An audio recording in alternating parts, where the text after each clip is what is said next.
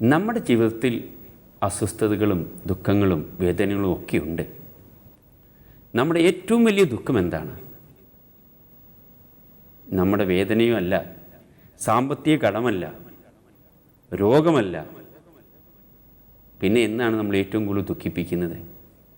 നമ്മുടെ ജീവിതത്തിൽ ഏതെങ്കിലും രീതിയിൽ ദുഃഖങ്ങളുണ്ടാകുമ്പോൾ, അത് സാമ്പത്തിക തകർച്ചയായിക്കൊള്ളട്ടെ, രോഗമായിക്കൊള്ളട്ടെ, കുടുംബത്തിലെ അസ്വസ്ഥതയായിക്കൊള്ളട്ടെ, ഇതേ രീതിയിലുണ്ടാകുന്ന വേദനയുടെയും ദുഃഖങ്ങളുടെയും അസ്വസ്ഥതയുടെയും സമയത്ത് നമുക്ക് വഴി കാണുന്നില്ല എന്നതാണ് നമ്മൾ ഏറ്റവും കൂടുതൽ ദുഃഖിപ്പിക്കുന്നത്. നമ്മൾ പ്രാർത്ഥിച്ചിട്ടും വീണ്ടും വീണ്ടും പ്രാർത്ഥിച്ചിട്ടും മനസ്സിലാകുന്നില്ല. കർത്താവ് നമ്മുടെ പ്രാർത്ഥന ശ്രവിക്കുന്നുണ്ടോ എന്നുള്ളൊരു സംശയം പലപ്പോഴും നമ്മൾക്കുണ്ടാകുന്നു. ആ സംശയമാണ് നമ്മളെ അലട്ടുന്നത്.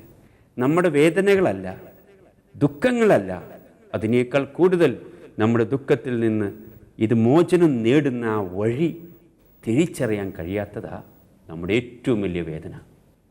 ദൈവത്തിൻ്റെ വഴി തിരിച്ചറിയാൻ കഴിയുന്നില്ല. ദൈവം വരുന്ന വഴിയെ നമ്മൾ തിരിച്ചറിയാൻ കഴിയാതെ വരുന്നു. ദൈവത്തിൻ്റെ വഴിയും മനുഷ്യൻ്റെ വഴിയും രണ്ടും ഒന്നല്ല. നമ്മളെപ്പോഴും ശ്രദ്ധിക്കേണ്ട കാര്യമാണ്. മനുഷ്യൻ സഞ്ചരിക്കുന്നത് വഴിയല്ല ദൈവം സഞ്ചരിക്കുന്നത്. മനുഷ്യന് പ്രവർത്തിക്കുവാൻ തൻ്റേതായ ഒരു വഴിയുണ്ട്, കാഴ്ചകളുണ്ട്, തീരുമാനങ്ങളുണ്ട്. പക്ഷെ ദൈവമോ തൻ്റെ പ്രവർത്തനത്തിനായിട്ട് ദൈവം മറ്റൊരു വഴി തിരഞ്ഞെടുത്തിരിക്കുക.